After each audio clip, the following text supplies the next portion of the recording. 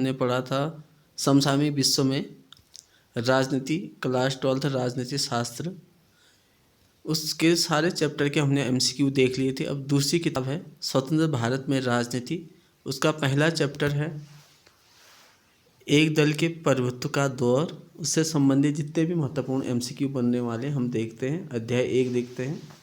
चलिए शुरू करते हैं फटाफट। पहला प्रश्न है भारतीय संविधान को कब लागू किया गया? तो ये 26 जनवरी 1950 में लागू किया गया था।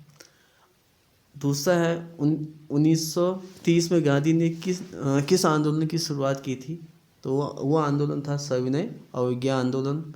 अगला प्रश्न है भारत के प्रथम उपराष्ट्रपति कौन थे? तो वो थे डॉक्टर सर्वपल्ली राधाकृष्णन। अगला है भारत में द्वितीय आम चुनाव कब हुआ?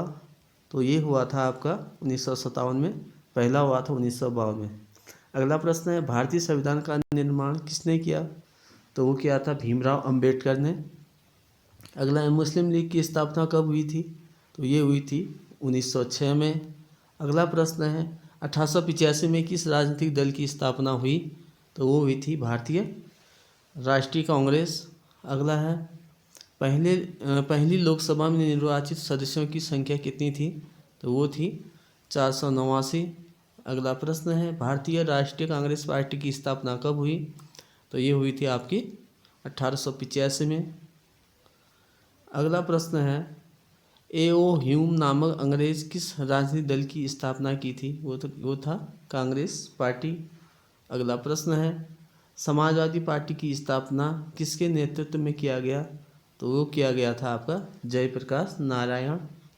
अगला है पंचशील समझौता किन देशों के बीच हुआ था? तो वो हुआ था भारत और चीन के बीच। अगला प्रश्न है गुट निरपेक्ष आंदोलन एक अंतर्राष्ट्रीय संस्था है, इसकी स्थापना हुई 1961 में। अगला प्रश्न है 1952 में आम चुनाव में भारतीय जनसंघ की कुल कितने स्थानों पर विजय प्राप्त हुआ? तो ये हुआ था केवल 3 सीट में। अगला है एक दलीय प्रभुत्व के संबंध में कौन सही है? तो इसका पहला विकल्प सही है।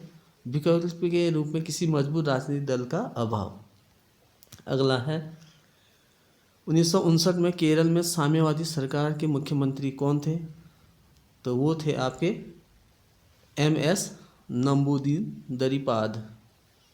तो अगला है साम्यवादी दल की स्थापना किस वर्ष हुई? तो वो हुई थी 1924 में। अगला है साम्यवादी दल का मुख्य उद्देश्य रहा है? तो उसका मुख्य उद्देश्य रहा है समाजवाद और साम्यवाद की स्थापना, गरीब मजदूरों और किसानों को शोषण से मुक्ति और पूंजीवादी की समाप्ति। तो ये उपरोक्त सारे सही होंगे। अगला है भारतीय जनसंघ की स्थापना का मुख्य उद्देश्य क्या थे? तो वे थे हिंदू धर्म और संस्कृति की रक्षा करना। अगला प्रश्न है निम्नलिखित में किस दल ने एक देश एक संस्कृति और एक राष्ट्र के विचार पर बल दिया?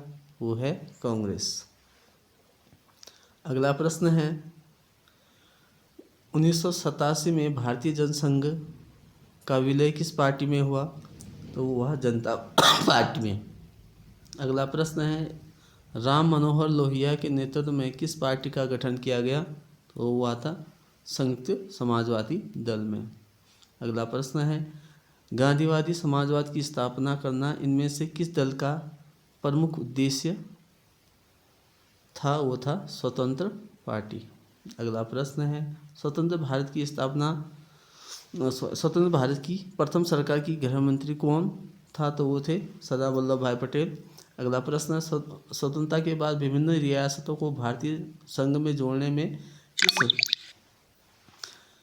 भारतीय नेता का प्रमुख योगदान रहा? वो रहा सरदार वल्लभ भाई पटेल का। अगला प्रश्न है 1951 में आचार्य कृपलानी कांग्रेस से अलग होकर किस पार्टी की स्थापना की?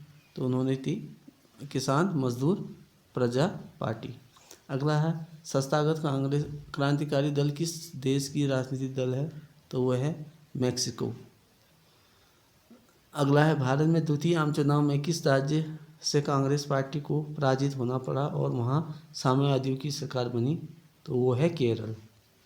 अगला प्रश्न है 1960 का दशक कांग्रेस पार्टी के लिए खतरनाक दशक माने जाने के पीछे निम्न में प्रमुख कारण कौन से थे? तो उसके प्रमुख कारण थे चीनी आक्रमण, बढ़ती गरीबी और बेरोजगारी और सांप्रदायिक और क्षेत्रीय विभाजन। अगला है 1957 के चुनाव में साम्यवादी दल का मुख्य कार्यक्रम थे, क्या थे? वो थे राष्ट्रमंडल से भारत को अलग होना, विदेशी उद्योगों का राष्ट्रीयकरण और पूर्ण रोजगार और पूर्ण सामाजिक सुरक्षा। अगला प्रश्न है 1977 में अनेक साम्यवादी गुटों तथा साम्यवादी दलों ने किस दल में अपनी आप को विलय कर दिया? तो वो था जनता पार्टी में। अगला है गुट निरपेक्षता का अर्थ है विश्व के किसी भी गुट में शामिल नहीं होना। अगला प्रश्न है समाजवादी पार्टी की स्थापना हुई? तो ये हुई थी 1948 में। अगला है 1937 में डॉक्टर भीमराव अंबेडकर ने किस पार्टी की स्थापना की थी? वो थी रिपब्लिक पार्टी। अगला प्रश्न है 1939 में नेताजी सुभाष चंद्र बोस ने नेतृत्व में किस पार्टी की स्थापना की गई? वो है फॉरवर्ड ब्लॉक। अगला है 1959 में स्थापित स्वतंत्र पार्टी का संस्थापक निम्न में से किसे माना जाता है? वो है गोपालाचारी। अगला प्रश्न है किस वर्ष चीन ने भारत पर आक्रमण किया? तो वो है 1962 में। अगला प्रश्न देखते हैं गुट निरपेक्ष देश का प्रथम शिखर सम्मेलन कहाँ आयोजित किया गया? तो ये किया गया था बेलग्रेड में। अगला है Janata party, Jansangh, Congress for democracy और संगठन कांग्रेस अप्रैल 1977 में विलय कर कौन सी पार्टी बनाई? जनता पार्टी। अगला है गुट निरपेक्षता की नींव रखने में किस भारतीय नेता का प्रमुख योगदान रहा? तो इसमें होगा आपका जवाहरलाल नेहरू। इसमें गलत हो रहा है। अगला प्रश्न है गैर कांग्रेसवाद का नारा किसने दिया? वो दिया था जयप्रकाश नारायण ने। अगला प्रश्न है भारतीय कम्युनिस्ट पार्टी किस वर्ष दो विरोधी दलों में बंट गई? 1964 में। अगला है स्वतंत्रता प्राप्ति के बाद भारत के सामने प्रमुख चुनौतियां थी। सारी चुनौतियां थी। आपकी राष्ट्रीय एकता की चुनौती थी, स्वतंत्रता व्यवस्था की लोकतांत्रिक व्यवस्था की स्थापना की चुनौती थी, गरीबी और बेरोजगारी समाप्ति की चुनौती थी। उपरोक्त सभी होगा, यानी कि उपरोक्त सभी। अगला कांग्रेस का विभाजन का प्रमुख कारण रहा लॉर्ड कर्जन का प्रतिक्रियावादी शासन और धार्मिक पुनरुत्थान, लाल बाल पाल के उग्र विचार। उपयुक्त सभी, ये सारे हैं। कांग्रेस का प्रमुख काल कब से कब तक माना जाता है? तो ये माना जाता है 1952 से लेके 1967 तक। अगला है औपनिवेशिक शासन से मुक्त हुए बहुत से देशों को अलोकतांत्रिक शासन अपनाने के पीछे मुख्य कारण थे। तो उसके मुख्य कारण थे देश में मतभेद और संघर्ष को बढ़ावा मिलेगा। अगला है भारतीय निर्वाचन आयोग का गठन किया गया? तो वो किया गया था 19 जनवरी 1950 में। अगला प्रश्न है भारत में प्रथम चुनाव आयुक्त थे, वो थे सुकुमार सेन। अगला प्रश्न है भारतीय निर्वाचन आयोग का मुख्य कार्य निम्नलिखित में कौन सा है? तो वो है स्वतंत्र और निष्पक्ष चुनाव कराना। अगला प्रश्न है पंचशील समझौता कब हुआ? तो ये हुआ था आपका 29 अप्रैल 1954 में। तो ये थे आज के महत्वपूर्ण MCQ राजनीति शास्त्र के पहले पार्ट के। अगले वीडियो में हम दूसरे पार्ट के सारे MCQ देखने वाले हैं। Thank you for watching this video.